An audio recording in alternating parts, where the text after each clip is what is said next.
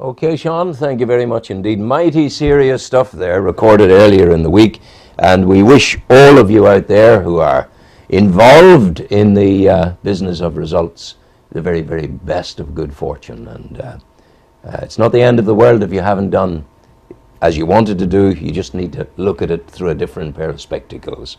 How are you, Odhran McCorry? I'm good. It's lovely to see you. Thank you for coming in again. Not a problem. All the distance in the Clanrye Avenue from Whitegates. Yeah, just a quick drive around the corner. Just around the corner. Odhran, of course, this here is for painting afterwards. I'm going to do some painting for you. This has nothing to do with this man here. This man is into sculpting, body sculpting. I think that's what it's called. It must have, your father is Jim McCorry, it must have cost him a fortune to bring you up. Look at the size of you, for God's sake. You're a mountain of a man. Total mountain. Hopefully that's going to get bigger and bigger as I get older. Wow! Have you not stopped growing yet? Grow bags. Have you not stopped growing yet? Hopefully not. Ooh, I tell you, I don't know, absolutely. So how is Whitegates your centre out there? You run your business out there. It's a personal development, health-wise and lifestyle and exercise absolutely. And all the rest of it. And do you? What kind of people are coming to you now?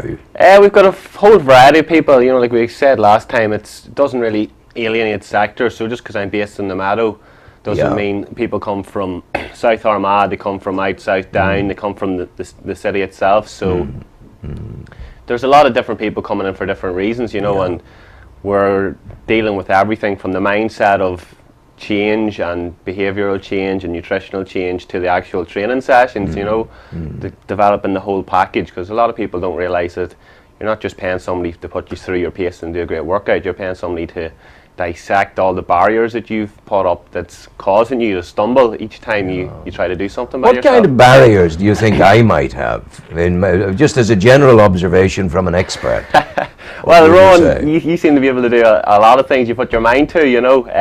You've achieved a lot, and, you know, I know you do a lot of walking and stuff, but say, for example, you know, I know you walk up Slieve Martin and up to the Clockmore Stone. Slieve Martin, the Clockmore Stone, that's all easy stuff. Yeah, but can you remember the first time you ever went up for that walk, and you get halfway up and you start to get out of breath a bit, and you start to struggle a bit? A lot of people, once they hit that point, their brain starts telling them, you can't do this. You can't do this. Whatever, something's happened in the past, or they've tried something before, and they hit that stumbling block, and then instead of saying, no, I can do this, I'm going to beat this, and I'm going to come out the other side stronger, they turn and go back to the bottom. So they only get halfway up. Now in my life, I don't have any problem at all with the aerobic end of my... I think I have the finest pair of lungs imaginable. But I've never smoked in my life, for example. Yes. And there's never breathlessness, nothing like that. But the joints and the ankles and the knees aren't good at my age. I'm 70 now. And it's you know, one needs to be careful. Absolutely. But there is pain there. But that's where low intensity stuff, like you're going out for walks as opposed to trying to jog and stuff, that would be too hard if you've got injuries like that. So it's just getting, that obviously suits you, that low intensity stuff where you're working hard. Well, what I do, I recognize the difficulty is in my left foot, my left ankle. So what I do is I strap it up and hold it out like that in front of me, and I hop up the mountain.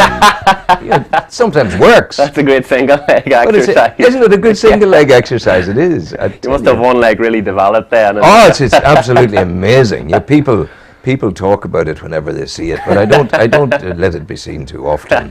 But in terms of lifestyle, I'm finding now that I'm eating a lot less than I ate before. And my eating pattern would be a magnificent slice of fresh pineapple every morning. That's when I'm on the go. I take my garlic tablet. I take my aspirin in order to keep the blood right. And then I eat nothing else until 7 o'clock in the evening. Now, I don't need any... People say to me, that's a bad thing to do. It can't possibly be a bad thing, Odhran, if I'm feeling it's right. I feel good. And then in the evening, I've now started to taking a steak, a small, succulent sirloin steak, and nothing else. Best food you can eat. I do have to tell you that the succulent steak is most times accompanied by a fine Rioja. Now, where am I going wrong?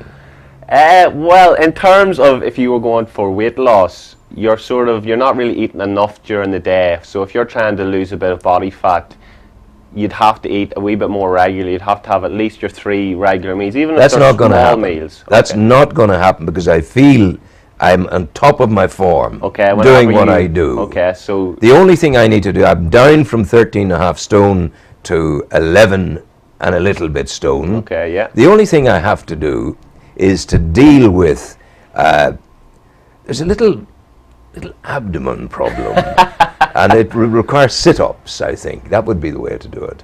Yeah. How does one get rid of this little area here? It would come down to a lot of things, Rowan. It would come down to the exercise, how often you're doing, but that's really the least of the problems. Are you need to really get the nutrition dialed in. That's where working with somebody like myself to work with the exercise and nutritional side, or somebody like Lisa from Choice by Lisa, the wellness coach, who they'd be able to give you a plan then to follow that would target that area. For example, if you're not sleeping right, it could be stored there. I am sleeping magnificently. I've never slept better in my life. But you're like myself. I'm in bed at 8 o'clock. I'm in bed at 8 o'clock. I'm awake at 3:45. I'm out of bed at 4, and my whole Buddhist thing kicks into being, because everything I do is done gently and done with purpose and no hassle, and take time enjoying the feel of the water on my body in the shower. And then I'm up and I'm enjoying chunk by chunk, slice by slice of my pineapple. Yes.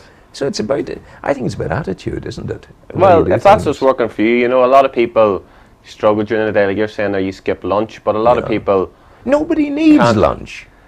It depends. People eat far too much. I've seen it in Africa, where people, they have one meal a day and they're healthy and they're happy and they're smiling. But I'm sure that Lisa would be saying the opposite to it. But I hear people saying, "Oh, I'm starving." Nobody's starving in this area, don't you think? The problem is then we've become accustomed to eating, say, 3 meals a day, or if you include snacks, 4, 5, 6, whatever you end up eating. So then your body, if you go without, so say if I had now half an hour ago and my body's used to eating now then at 10 o'clock, if I miss that meal and don't eat till 2 o'clock, your body thinks because you've missed that meal. It starts to beat you up. Yeah, but the likes of yourself who's now broke out of that pattern of eating lunch, Certainly you will not be hungry at lunchtime. You'll maybe go grab a coffee, you'll stay busy doing work, and you'll not notice that. So it really is just, again, it's breaking down the barriers, because people say they're starving, but try to go for a 24-hour fast, either doing it for charity or for health reasons, and you really know what hunger is, once you haven't had anything in 24 or 36 hours, Yeah, so you're open for business out there. How do people contact you? They can contact me through Facebook, or they can email me at info@personaltrainingnuri.com. Personaltrainingnuri.com. Yeah, we have a lot of exciting you have the wider take on it, because it's the complete lifestyle thing, and you have an entree to Lisa, who does the dietary things and all that. Yeah, Lisa's a great nutritionist, so I deal with everything as one, but people maybe go to her for nutrition and come to me for the training side of things as well. Yeah. And we cover everything. Are you willing to give me a guarantee that I live to 120? If you keep going the way you're going, you never know. I'd like to live to 120. But I got a shock the other week. The oldest man in the world died. He was only 120. Okay. And here I'm thinking I'm going to live to 120. I have this constant belief. I think if we have 10 years at a time, do short-term goals, so try to get the 10 years done, and then 10 years after that. Rather than aiming for the big goal at the end. Lots of repetitions of the short term, would that be all right? That would be a lot better, maybe. So we get you on Facebook? Yeah, Facebook or personaltrainingnuri.com. God bless you, go well. Sean, give us some music. The Samaritan's coming up shortly.